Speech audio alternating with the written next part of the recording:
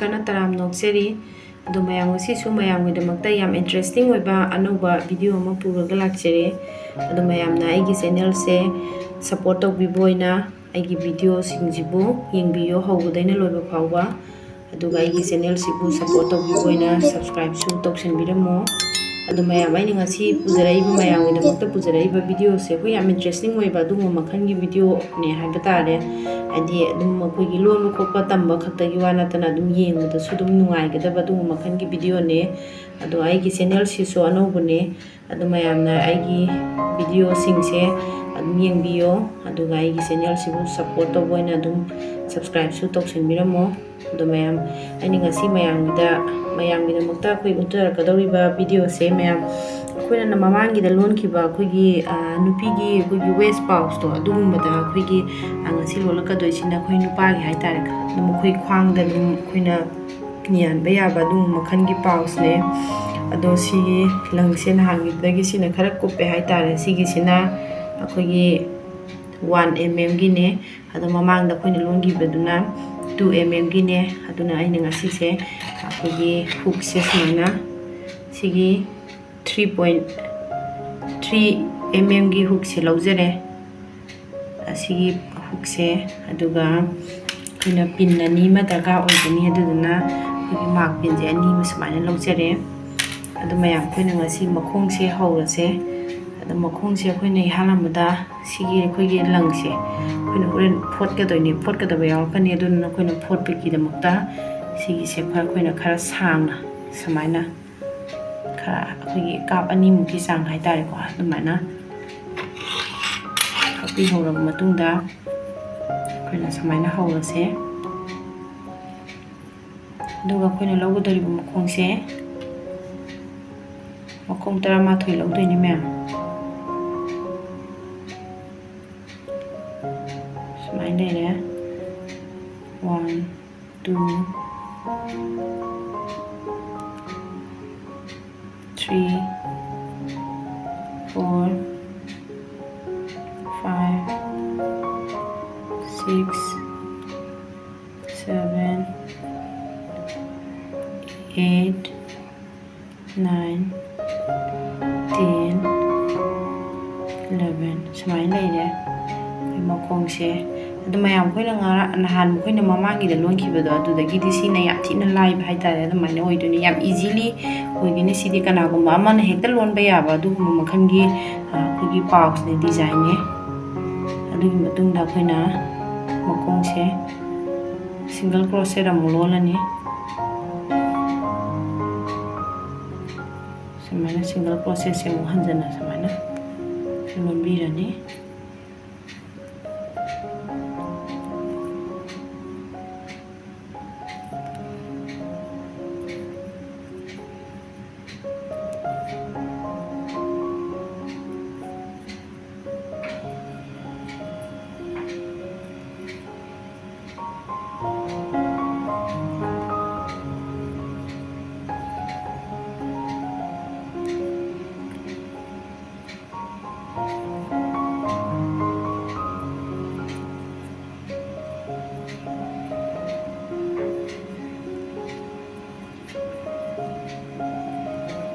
samaina summan birani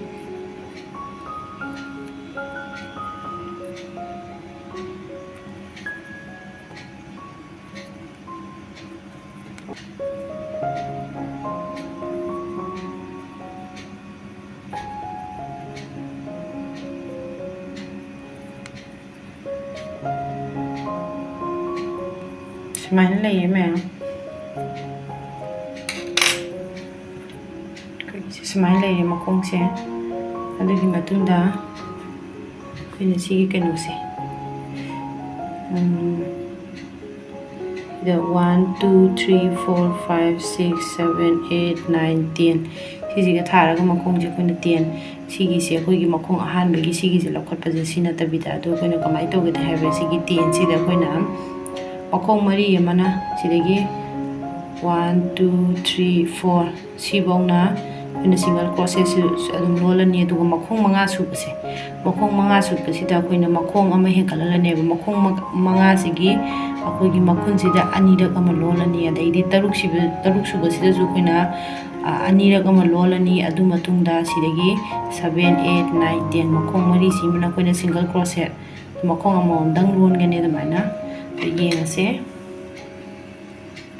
ꯁꯤꯒꯤ ꯃꯇꯨꯡꯗ ꯑꯩꯈꯣꯏꯅ ꯃꯈꯣꯡ ꯑꯃ ꯍꯥꯞꯀꯠꯂꯦ ꯁꯨꯃꯥꯏꯅ ꯑꯗꯨꯒꯤ ꯃꯇꯨꯡꯗ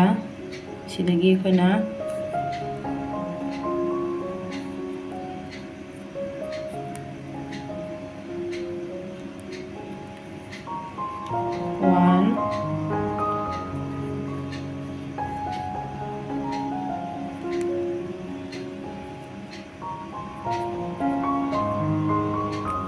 लेरे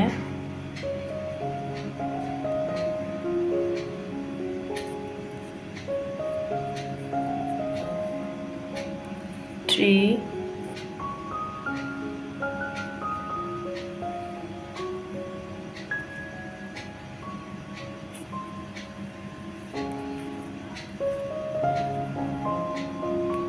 4 सुमाइना 4 लेरे अदु 5 सुबसिदा अखोइना मखोंसे अनि हाप 5 सुबसिदा मखों लोनगरे अदु मतुंगदा सिदा अमुसु अमु लोनसनगरनी सुमाइ लोले अदुगिना इना सिगी अरोइबगिसे अरोइबगी मखों हापकिबसिदा अखोइना सुमाइना खंगनबा मार्क तौसलरसे अदु मतुंगदा सोम नाकंदसु कोई 6 सुबसे मखों 6 सुबदिजसु अखोइना सुमाइना सिगिसिना सिदा तौसलरसे अदुगा अमुकसु सिदासु अखोइना मखों अमा अमुक हापनी अदुगा 7 सुबा मखों 3 सुबसिदगिदि अखोइना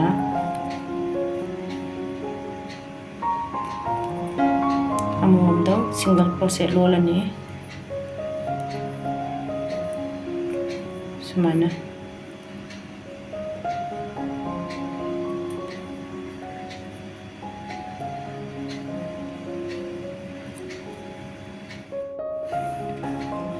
मैम अखोइना ngसाइ मखों सिदा अखोइगी हापखिबदो अदुदुना अखोइगी येंगतो सिगिजे अखोइ V शेप की टाइप सुमाइना लाए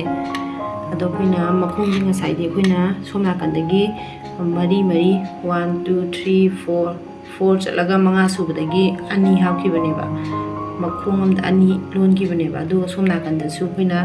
मखों 6 सुबसिदा अखोइना अखोइगी अनि मखों अनि हापखिबा अदुगा 8 तगिना 10 बाउना अखोइना मखों अमममदा अखोइ अममम लोनखिबनेबा सिंगल क्रोशेट अदु अखोइना ngसाइ मखों अमम हापखिरे अदुगी मतुंगदा जी मखों से कमाइन तौगे हाबदा अखोइगी 1 2 3 4 5 ngसाइ मरी लेबदो जी 5 लेरेबा अदु अखोइना 6 सुबसिदगी मखों अम हापखिरबनिना अखोइना 6 सुबसिदा अखोइना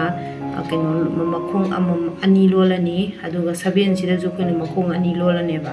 अदगिदि अखोइना 1 2 3 4 5 सोमदाजु 5 लेहौरे सोमदाजु 5 लेहौरे मयाइ थंबसे सोमदा 5 समाइ लेरे अदु अखोइना सोम नाकंदा 5 लोलम मतुंगदा से अखोइगी सिंगल क्रोशेट से 2 टाइम्स लोलनी मखों अमदा अदुगी मतुंगदा अमुसु अखोइ सिंगल क्रोशेट से मखों अमदा अनि लोलनेबा अदुगा लेमहौरिबा 5 से सिगिसिदा अमुक सिंगल क्रोशेट लोनगनेबा समाइ तौदना अखोइगी सब मानना अखोइना लोनबा कांदा सोम नाकंदना मखों 3 लेरगा मखों 3 लेरगा अखोइना लोलगा सोम नाकंदना 5 तंग लोलदि सुमाइना फैगिदोइनेबा अदुदुना सोम नाकंदा जुमाना हनबा सोम नाकंदा सुमाना हनबा अदुगा सब मानना अखोइगी मयाइ ओइरिबा अखोइगी मखों अनि से सिगिसिदा अखोइना मखों अमम मतुम लेपना हापतोइने मया सुमाइना 1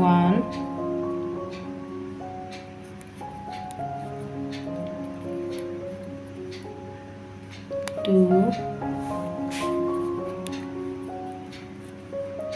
3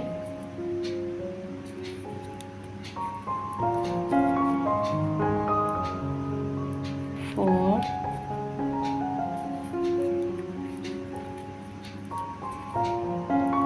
5 ꯂꯩꯔꯦ ꯑꯗꯨꯒꯤ ꯃꯇꯨꯡꯗ ꯑꯩꯈꯣꯏꯅ ꯃꯈꯣꯡ 6 ꯁꯨꯕꯁꯤꯗ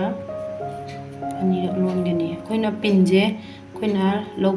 ꯄꯤꯟꯁꯦ ꯑꯩꯈꯣꯏꯅ ꯍꯥꯞꯄ ꯀꯥꯟꯗ ꯀꯃꯥꯏꯅ ꯇꯧꯒꯦꯗ ꯃꯈꯣꯡ ꯑꯃꯗ ꯑꯅꯤ ꯂꯣꯟꯕ ꯀꯥꯟꯁꯤꯗ ꯁꯤ ꯑꯍꯥꯟꯕ ꯂꯣꯟꯕꯅꯦ ꯑꯅꯤꯁꯨꯕ ꯂꯣꯟꯕꯁꯤꯗ ꯑꯅꯤꯁꯨꯕ ꯂꯣꯟꯕꯒꯤ ꯃꯈꯣꯡꯁꯦ ꯁꯤꯒꯤꯁꯤꯗ ꯑꯣꯏꯅ ꯁꯤꯗ ꯑꯣꯏꯅ ꯑꯩꯈꯣꯏꯅ ꯄꯤꯟꯁꯦ ꯍꯥꯞꯍꯧꯒꯗꯕ ꯅꯠꯇ꯭ꯔꯗꯤ ꯑꯩꯈꯣꯏꯅ ꯏꯍꯥꯟ ꯍꯥꯟꯕꯒꯤꯁꯤꯗ ꯄꯤꯟꯁꯦ ꯃꯥꯔꯛ ꯇꯧꯁꯟꯈꯤ ꯇꯥꯔꯗꯤ ꯁꯣꯝ ꯅꯥꯀꯟꯗꯅ ꯁꯥꯡꯉꯒ ꯁꯣꯝ ꯅꯥꯀꯟ ꯇꯦꯜꯍꯧꯗꯣꯏꯅꯦꯕ ꯑꯗꯨꯗꯨꯅ ꯑꯩꯈꯣꯏꯅ ꯑꯔꯣꯏꯕꯒꯤꯁꯤꯗ ꯑꯔꯣꯏꯕꯒꯤ ꯃꯈꯣꯡ ꯑꯅꯤ ꯂꯣꯟꯕꯒꯤ ꯑꯔꯣꯏꯕꯒꯤꯁꯤꯗ ꯁꯨꯃꯥꯏꯅ ꯃꯥꯔꯛ ꯇꯧꯁꯤꯜꯂꯦ ꯑꯗꯨꯒ ꯑꯗꯨꯒꯤ ꯃꯇꯨꯡꯗ ꯁꯤꯒꯤꯁꯤꯗꯁꯨ ꯑꯃꯨꯛꯁꯨ ꯃꯈꯣꯡ ꯑꯅꯤ ꯂꯣꯟꯕ ꯑꯗꯣ ꯁꯤꯒꯤꯁꯤꯅ ꯑꯃꯨꯛ ꯀꯃꯥꯏꯅ ꯇꯧꯒꯦꯗ ꯑꯍꯥꯟꯕꯒꯤꯁꯤꯗ ꯃꯥꯔꯛ ꯇꯧꯒꯗꯕ ꯑꯍꯥꯟꯕꯒꯤꯁꯤꯗ ꯁꯤꯒꯤꯅ ꯑꯁꯣꯝ ꯅꯥꯀꯟꯂꯣꯝꯗꯒꯤ ꯂꯥꯛꯄꯗꯗꯤ ꯁꯤ ꯑꯔꯣꯏꯕ ꯑꯣꯏꯗꯣꯏꯅꯦꯕ ꯁꯣꯝ ꯅꯥꯀꯟꯒꯤ ꯑꯩꯈꯣꯏꯅ ꯑꯍꯥꯟꯕ ꯂꯥꯛꯄꯗ ꯑꯔꯣꯏꯕ ꯄꯥꯔꯠꯇ ꯍꯥꯞꯄꯅꯤꯅ ꯁꯤꯒꯤꯅ ꯑꯃꯨꯛ ꯑꯍꯥꯟꯕꯒꯤꯁꯤꯗ ꯍꯥꯞꯇꯣꯏꯅꯦꯕ ꯑꯗꯨꯃꯥꯏꯅ ꯍꯥꯞꯄꯅꯤ ꯑꯗꯨꯒꯤ ꯃꯇꯨꯡꯗ ꯁꯣꯝ ꯅꯥꯀꯟꯗ ꯀꯌꯥ ꯂꯦꯝꯍꯧꯒꯦ ꯁꯤꯒꯤꯁꯦ ꯑꯩꯈꯣꯏꯅ ꯑꯃꯒ ꯂꯣꯟꯒꯗꯕ ꯋꯥꯠꯂꯤ ꯑꯗꯨꯒꯤ ꯃꯇꯨꯡꯗ ꯀꯃꯥꯏꯅ ꯃꯈꯣꯡꯁꯦ 1 2 3 4 5 ꯁꯣꯝꯗꯁꯨ ꯃꯈꯣꯡ 5 ꯂꯦꯝꯃꯦ ꯁꯨꯃꯥꯏꯅ ꯁꯤꯁꯨ ꯑꯩꯈꯣꯏꯅ ꯁꯤꯅ ꯁꯤꯡꯒꯜ ꯀ꯭ꯔꯣꯁꯦꯠ ꯃꯈꯣꯡ ꯑꯃꯃꯝꯗꯪ ꯃꯈꯣꯡ ꯑꯃꯗ ꯍꯥꯞꯄꯅꯤ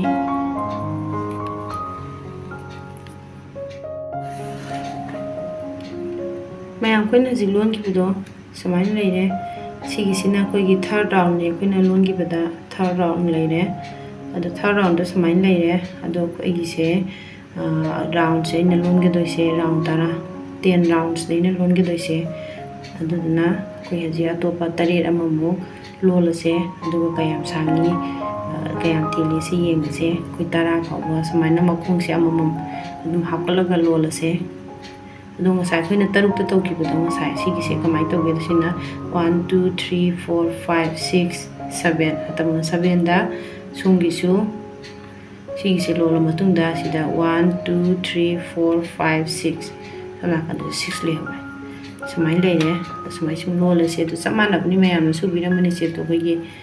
ꯁꯤꯒꯤꯁꯦ ꯁꯨꯃꯥꯏꯅ ꯃꯌꯥꯏꯁꯤꯗ ꯑꯩꯈꯣꯏ ꯆꯥꯎꯈꯠꯍꯟꯕ ꯍꯥꯏꯇꯥꯔꯦ ꯁꯨꯃꯥꯏꯅ ꯁꯤ ꯕꯤ ꯁꯦꯞ ꯁꯨꯃꯥꯏꯅ ꯇꯥꯔꯦ ꯑꯗꯣ ꯑꯩꯈꯣꯏꯅ ꯍꯣꯔꯦꯟ ꯕꯦꯛꯁꯦ ꯁꯨꯃꯥꯏꯅ ꯐꯣꯜ ꯇꯧꯔꯛꯀꯗꯣꯏꯅꯦꯕ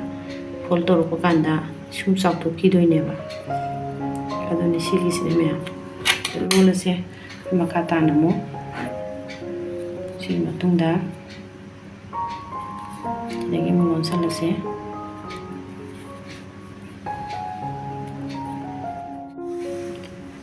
ꯃꯌꯥꯝ ꯑꯩꯈꯣꯏꯅ ꯍꯧꯖꯤꯛ ꯂꯣꯟꯈꯤꯕꯗꯣ ꯁꯨꯃꯥꯏꯅ ꯂꯩꯔꯦ ꯑꯗꯣ ꯁꯤꯒꯤꯁꯦ ꯑꯩꯈꯣꯏꯅ ꯔꯥꯎꯟ 9 ꯁꯨꯕꯅꯦ ꯔꯥꯎꯟ 9 ꯁꯨꯕꯁꯦ ꯁꯨꯃꯥꯏꯅ ꯂꯩꯔꯦ ꯑꯗꯣ ꯑꯩꯈꯣꯏꯒꯤ ꯇꯦꯂꯪꯒꯥ ꯃꯃꯩꯒꯤ ꯇꯥꯏꯞꯇ ꯁꯨꯃꯥꯏꯅ ꯂꯩꯔꯦ ꯁꯤꯒꯤ ꯁꯦꯞꯁꯦ ꯁꯨꯃꯥꯏꯅ ꯂꯥꯛꯀꯗꯣꯏꯅꯦ ꯑꯩꯈꯣꯏꯅ ꯕꯤ ꯁꯦꯞꯀꯤ ꯇꯥꯏꯞꯇ ꯁꯨꯃꯥꯏꯅ ꯂꯥꯛꯑꯦ ꯑꯗꯨꯒꯤ ꯁꯤ ꯄꯣꯠꯁꯦ ꯑꯩꯈꯣꯏꯅ ꯁꯨꯃꯥꯏꯅ ꯊꯨꯞꯆꯤꯜꯂꯛꯀꯗꯣꯏꯅꯦꯕ ꯁꯨꯃꯥꯏꯅ ꯊꯨꯞꯆꯤꯜꯂꯛꯑꯒ ꯁꯨꯃꯥꯏꯅ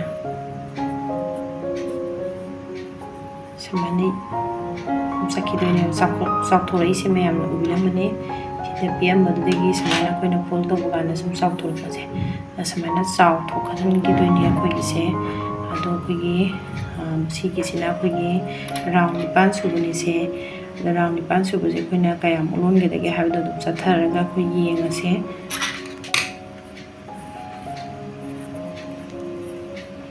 ꯃꯈꯥ ꯇꯥꯅ ꯑꯗꯨꯝ ꯂꯣꯟꯊꯖꯔꯛꯑꯒꯦ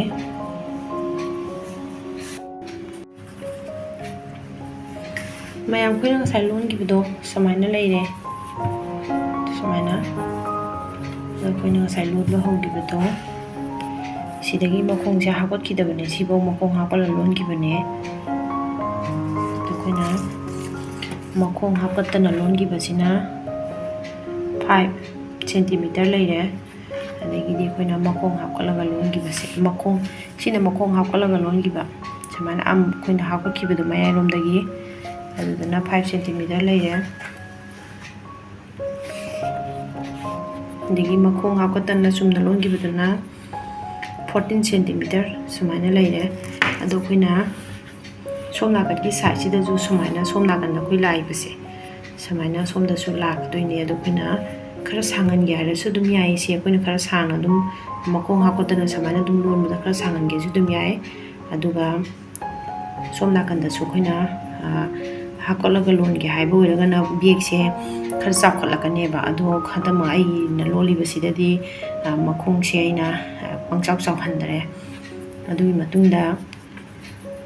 khoina kamai tawida sigise punna makhongje sidaina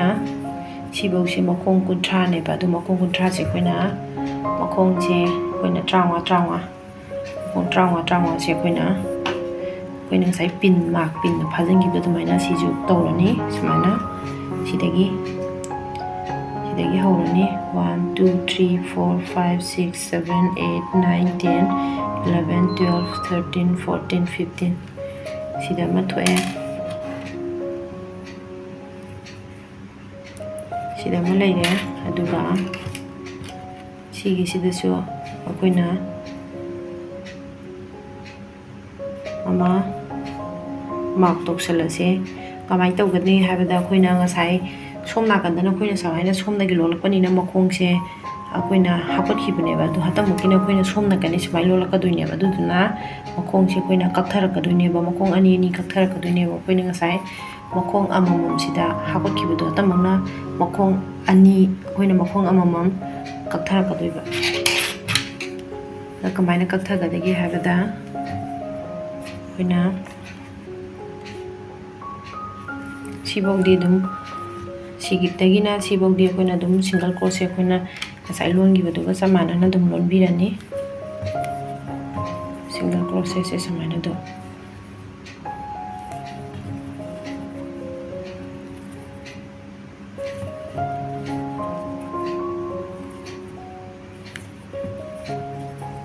samana dum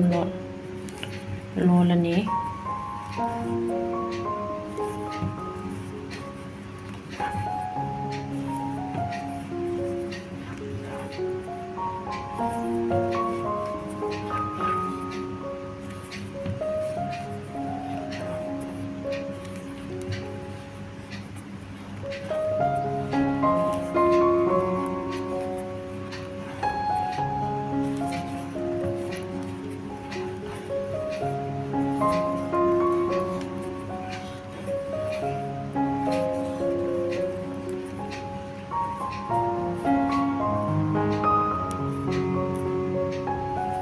sibogse akoina makhong 12 oire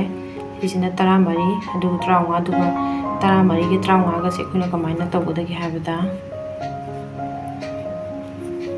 sigi 13 se akoina samaina pukhale aduga sigi se akoina makhong samai loisandaba samaina sum thamani aduga sigi 35 suba makhongse sigi samai taraga punna makhongse samaina ahum leire da ahum je punna akoina samaina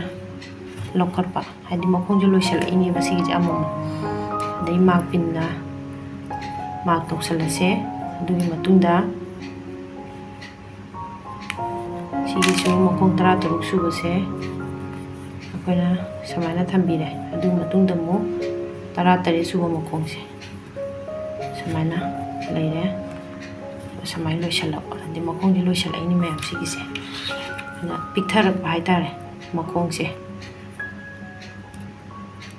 leng amamam lonba sida akoina makhong ani mu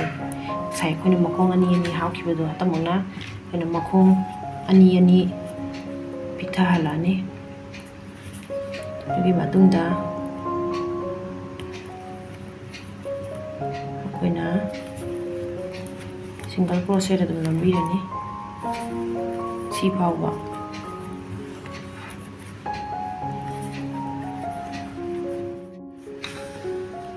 mayam koina zulungi bido sibo lole adu hatamuna koina samai sum lolakpase koi sida mak tawlipase sigi yogdingaida makhong ama somna kandagi dagi akoina sigi makhong ani singa sai taw lokhatpado samaina samana na lokhalaga makhong ahum pun loisanba ai somna kanda su makhong ahum samaina makhong ni nga sai tawbuduga samana na akoina kakthara ani akoina nga sai somna kanda akoina longi bido centimeter 5 aduga akoigi round da hairagana round 5 ne adu round 5 se akoina lolase haji round ama sugare round 5 nati mayam round 10 ne adu round 10 se haji round ama sugare adu koi atopa round 8 ama mu long khalase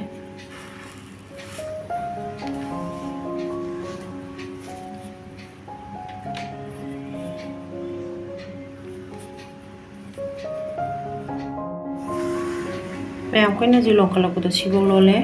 ꯑꯗꯨꯒ ꯑꯩꯈꯣꯏꯅ ꯃꯈꯣꯡ ꯉꯁꯥꯏ mark ꯇꯧꯕꯁꯦ ꯁꯤꯁꯤꯒꯤ ꯃꯈꯣꯡ ꯁꯤ ꯌꯧꯗ꯭ꯔꯤꯉꯩꯗ ꯃꯈꯣꯡ ꯑꯃꯁꯤꯗ ꯍꯥꯟꯅ ꯁꯨꯃꯥꯏꯅ ꯂꯧꯈꯠꯂꯦ ꯑꯗꯨꯒꯤ ꯃꯇꯨꯡꯗ ꯄꯤꯟꯁꯦ ꯂꯧꯊꯣꯛꯑꯦ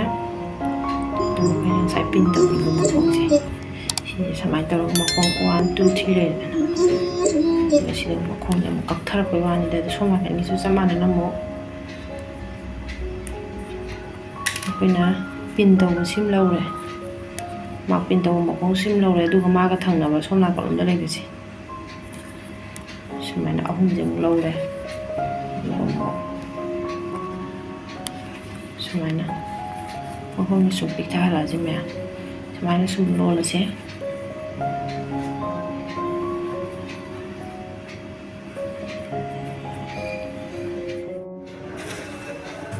ꯃꯌꯥꯝ ꯑꯩꯈꯣꯏꯅ ꯉꯁꯥꯏ ꯂꯣꯟꯈꯤꯕꯗꯣ ꯁꯨꯃꯥꯏꯅ ꯂꯩꯔꯦ ꯑꯗꯨꯒꯤ ꯃꯇꯨꯡꯗ ꯁꯤꯒꯤꯁꯦ ꯍꯧꯖꯤꯛ ꯂꯣꯜꯂꯁꯤ ꯂꯣꯟꯕꯁꯦ ꯀꯃꯥꯏꯅ ꯇꯧꯒꯗꯒꯦ ꯍꯥꯏꯕꯗ ꯁꯤꯒꯤꯁꯦ ꯑꯩꯈꯣꯏꯅ ꯁꯤꯒꯤꯁꯦ ꯐꯣꯠꯆꯜꯂꯅꯦꯕ ꯁꯤꯒꯤꯁꯦ ꯑꯗꯨꯗꯨꯅ ꯑꯩꯈꯣꯏꯅ ꯃꯈꯣꯡꯗ ꯁꯤꯗꯒꯤ ꯂꯧꯔꯁꯦ ꯁꯨꯃꯥꯏꯅ ꯃꯈꯣꯡ ꯌꯥꯅ ꯁꯣꯝꯗ ꯄꯨꯁꯜꯂꯛꯑꯁꯦ ꯁꯨꯃꯥꯏꯅ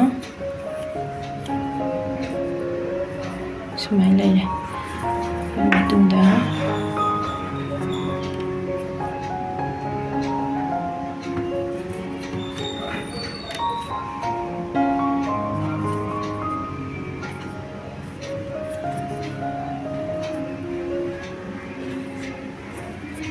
ꯁꯨꯃꯥꯏꯅ ꯂꯩꯔꯦ ꯑꯗꯨꯒꯤ ꯃꯇꯨꯡꯗ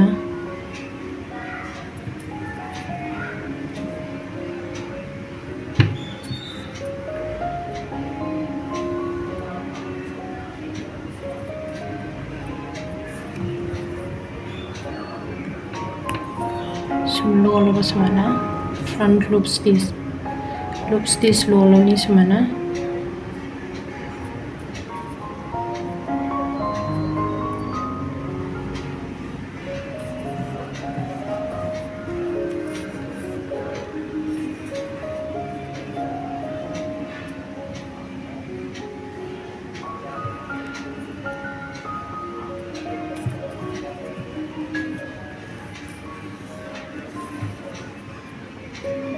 sumai sum londarani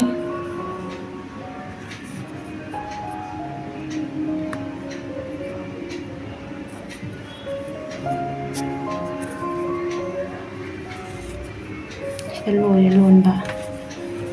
sigi sumai pusale sumai le sumai phot kre tu matunda sigi manganda ba koina sigi sina na kamaina tawdagi habda ai sidal lang masit kharama koina sigi langsiga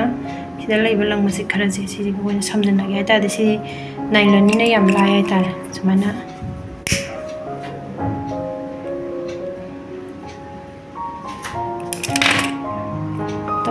samjannagarani to samai tara dum samjanna bai tara samjanna re aduna matungda koina sigi hookse sigi sida palani sa kamaina pangadagi habda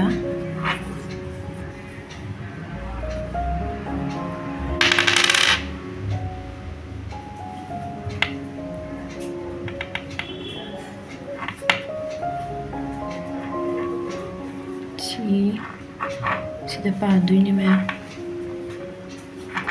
sida sumai leire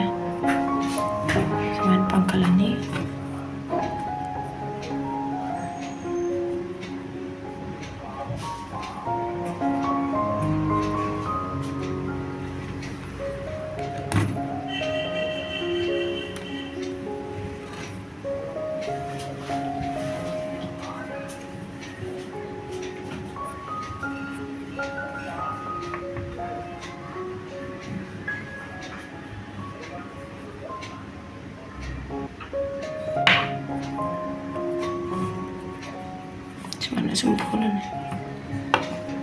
Sumana sum pholani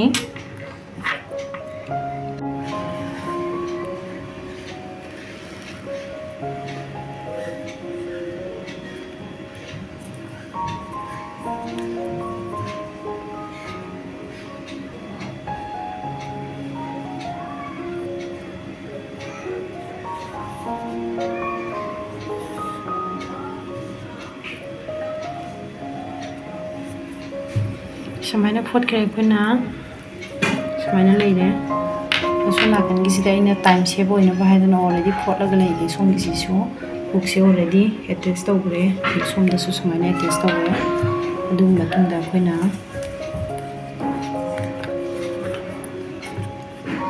si line se khoina ngasai chak thoki budo sidagi chak thoki bani ado khoina photo ise sidagi sigi sibo sidagi chak thoki bani khoina aduna sidagi sigi khoina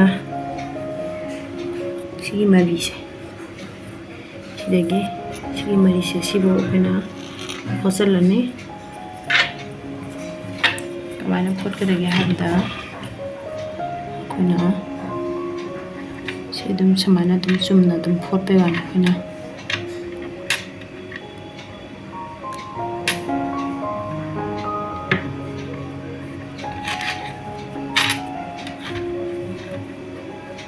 samana dum hosalani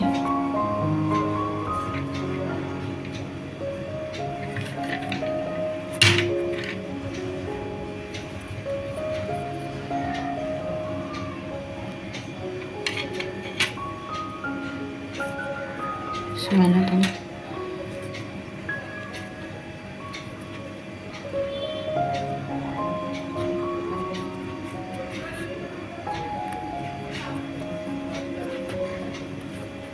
from this one polani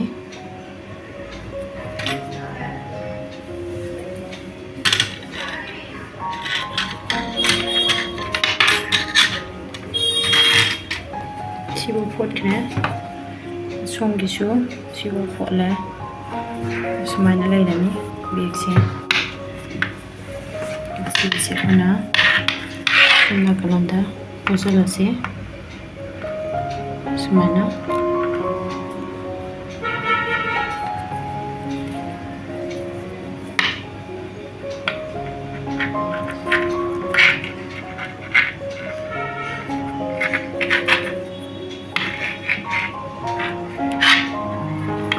langsina sige langse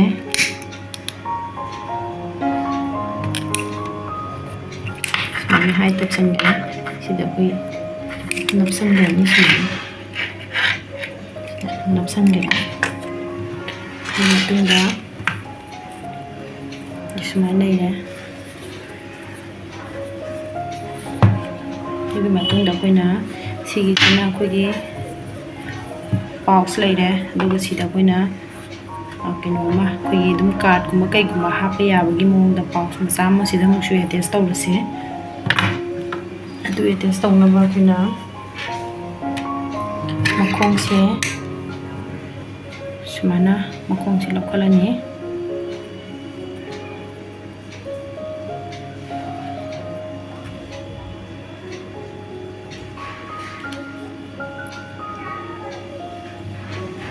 makong sino one later 2 3 4 5 6 7 8 9 10 11 mayam koina jiglon gibudo sigi se makong kun manga ji matungda koina siju dum cham cham na single crochet lolani koina lon do se kuno bolola se koi round tara han lolaga yenga se samara sumon kala se single crochet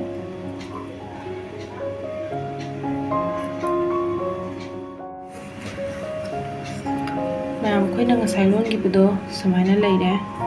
adigi matungda koina sigi se sida pamdane sigi se ina lon gibase 1 2 3 4 5 6 kaino ne apigi 12 round trying to lon gre sigi se adigi matungda koina sigi se mayaida sigi su mayai sida tare aduga somna lagi jina sida leide aduga kusidagi फोट हौरसे फोटपसे कमायना फोटकदगे हाबदा अखोय सिगी दुम येतुमसे सिगिसिना दुम समायना दुम फोलकपा हाइतारे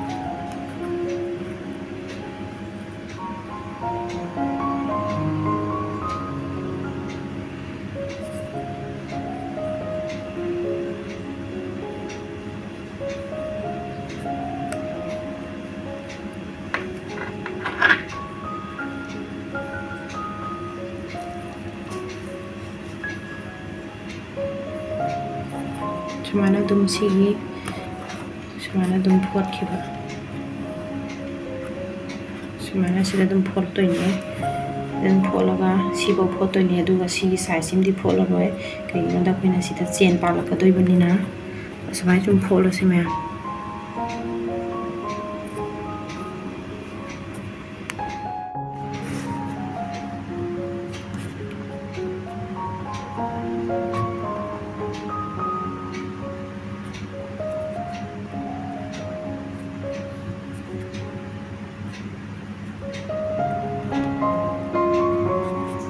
लोइदोरे मया मैगिसे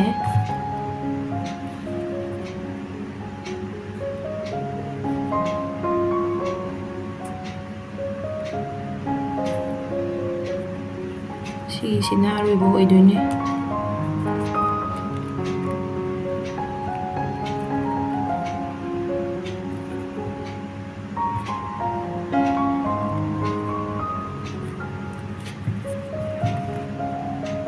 समाय लेरे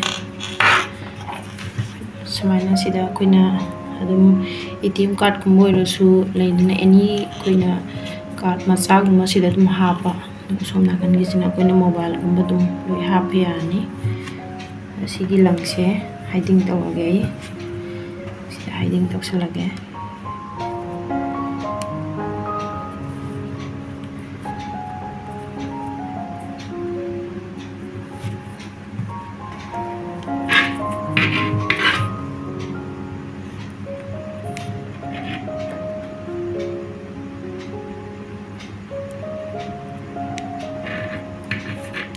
Cuma hiding tok salage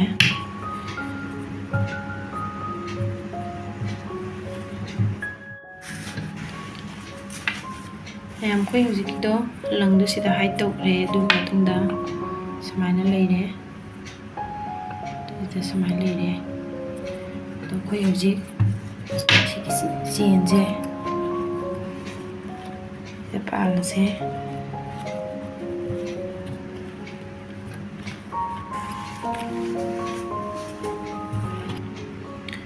ma'am खोना नहान मुखोना सिजिनागिबा सिगी कोई प्लास्टिक की ट्रे से सिगिसिना ओइना फोटपा हाइबदि सिगी फोटो कांदा खोइना उदनबनि को हाइसे दुना समायना लेंजल लेगे तुमदा दुगा आइना सिदा कदाइदगी कदाइबो फोटकदबनो हाइबदो आइना सिदा मार्क तोक्सला लेगे समायना हाइदि होरेन खोइना चेनजे खोइबगुम कइगुम खितंग सोइगिबो ओइरदि थिदोइने दुदुना समायना तोक्सले दुगी मतुंगदा कोइना सिगिसिदगी हौलसे कोइना पानदसे सुमना कन्दगी थिनथोगे कोइना पानदोइसे सिदगी पानदोइने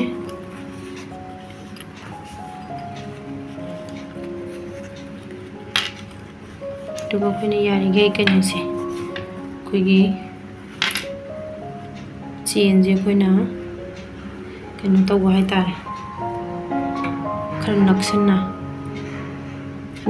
हाइतारे अदुमाइना पानबीबा सिगी सिदा समाइना खोइ खर नपसन्ना समाइना खर नपसन्ना पानबा हाइतारे अदु नत्रदि खोइना स्वाइदे पालदि खोइ हिकोम हिकोम लावगा येंगबदे याम थीबा हाइतारे अदुमाइना ओइए अदु समाइना पालसे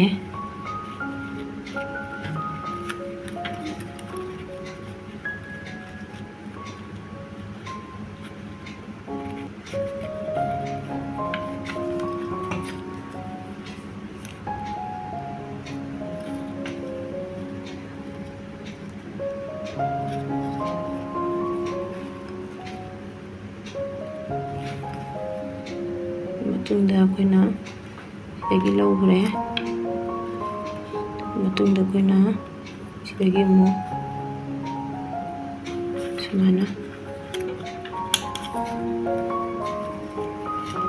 ꯁꯨꯃꯥꯏꯅ ꯁꯨꯝ ꯆꯠꯂꯒ ꯁꯤꯗ ꯁꯨꯝ ꯄꯥꯜꯂꯛꯀꯗꯣꯏꯅꯤ ꯃꯌꯥꯝ ꯁꯤꯕꯤ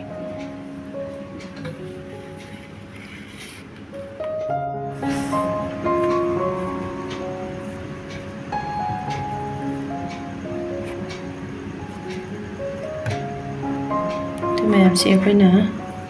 ꯁꯤꯒꯤ ꯂꯪꯁꯤꯅ ꯂꯣꯟꯈꯤꯕꯒꯤꯗꯨ ꯁꯤꯗ ꯑꯩꯈꯣꯏ ꯑꯝꯇ ꯑꯗꯨꯝ ꯂꯣꯜꯂꯦ ꯈꯪꯗꯕꯗꯣ ꯑꯗꯨ ꯑꯣꯏ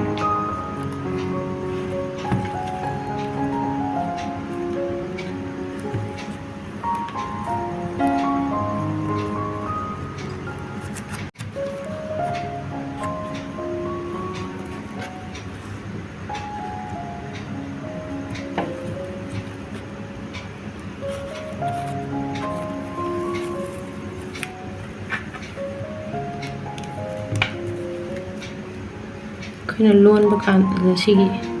ꯐꯣꯠꯄ ꯀꯥꯟꯗ ꯍꯥꯏꯇꯥꯔꯦ ꯈꯔ ꯁꯨꯃꯥꯏꯅ ꯃꯆꯤꯟꯁꯦ ꯈꯔ ꯑꯣꯏꯅ ꯃꯆꯤꯟ ꯌꯥꯝ ꯅꯞꯅ ꯐꯣꯠꯄꯤꯕ ꯁꯨꯃꯥꯏꯅ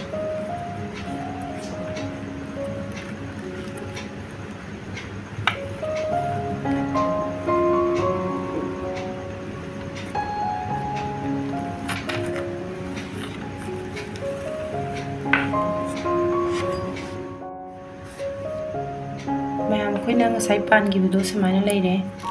ꯆꯦꯟꯁꯦ ꯑꯗꯨ ꯁꯤꯒꯤꯁꯤꯗ ꯑꯩꯈꯣꯏꯅ ꯑꯗꯨꯝ ꯄꯩꯁꯥꯒꯨꯝꯕ ꯅꯠꯇ꯭ꯔꯒ ꯑꯩꯈꯣꯏꯅ ꯀꯥꯔꯠꯀꯨꯝꯕ ꯀꯩꯒꯨꯝꯕ ꯑꯗꯨꯝ ꯍꯥꯞꯄ ꯌꯥꯔꯦ ꯁꯤꯗ ꯑꯗꯨꯒ ꯁꯤꯗꯅ ꯑꯩꯈꯣꯏꯅ ꯑꯗꯨꯝ ꯃꯣꯕꯥꯏꯜꯒꯨꯝꯕ ꯑꯗꯨꯝ ꯍꯥꯞꯄ ꯌꯥꯔꯦ ꯁꯤꯒꯤꯁꯦ ꯑꯗꯣ ꯁꯤꯒꯤ ꯁꯥꯏꯖꯁꯦ ꯑꯩꯈꯣꯏꯅ ꯄꯤꯛꯍꯟꯒꯦ ꯆꯥꯎꯍꯟꯒꯦ ꯑꯗꯨꯝ ꯑꯩꯈꯣꯏꯅ ꯃꯈꯣꯡꯗꯣ ꯉꯁꯥꯏ ꯍꯦꯟꯀꯠꯄꯗꯣ ꯁꯤꯗ ꯑꯗꯨꯝ ꯈꯔ ꯍꯦꯟꯀꯠꯂꯒ ꯑꯗꯨꯝ ꯆꯥꯎꯊꯣꯛꯍꯟꯕꯁꯨ ꯑꯗꯨꯝ ꯌꯥꯏ ꯁꯨꯃꯥꯏꯅ ꯑꯗꯨꯝ ꯈꯔ ꯄꯤꯛꯇꯛ ꯇꯥꯅ ꯑꯗꯨꯝ ꯂꯣꯟꯒꯦ ꯍꯥꯏꯕꯁꯨ ꯑꯗꯨꯝ ꯌꯥꯏ ꯑꯗꯨꯒ ꯑꯩꯈꯣꯏꯅ ꯁꯤꯗ ꯍꯨꯛ ꯄꯥꯜꯂꯤꯁꯦ ꯁꯤꯒꯤꯁꯦ ꯑꯩꯈꯣꯏꯅ ꯑꯗꯨꯝ ꯑꯩꯈꯣꯏꯅ ꯁ꯭ꯂꯤꯡ ꯃꯥꯒꯤ ꯀꯩꯅꯣꯁꯦ ꯑꯩꯈꯣꯏꯒꯤ ꯃꯔꯤꯁꯦ ꯁꯤꯗ ꯑꯗꯨꯝ ꯍꯨꯛꯆꯜꯂꯒ ꯁꯨꯃꯥꯏꯅ ꯑꯗꯨꯝ ꯁꯦꯝꯕꯁꯨ ꯌꯥꯔꯦ ꯑꯩꯈꯣꯏꯅ ꯑꯗꯨꯒ ꯑꯩꯈꯣꯏꯅ ꯃꯔꯤꯗ ꯑꯦꯗꯖꯁꯇꯦꯕꯜ ꯑꯣꯏꯕ ꯑꯗꯨꯒꯨꯝꯕ ꯑꯣꯏꯔꯁꯨ ꯑꯗꯨꯝ ꯌꯥꯔꯦ ꯑꯗꯨꯒ ꯁꯨꯃꯥꯏꯅ ꯑꯗꯨꯝ ꯂꯣꯟꯕꯤꯕ ꯑꯗꯣ ꯁꯤꯅꯤ ꯃꯌꯥꯝ ꯑꯩꯒꯤ ꯉꯁꯤꯒꯤ ꯚꯤꯗꯤꯑꯣꯁꯦ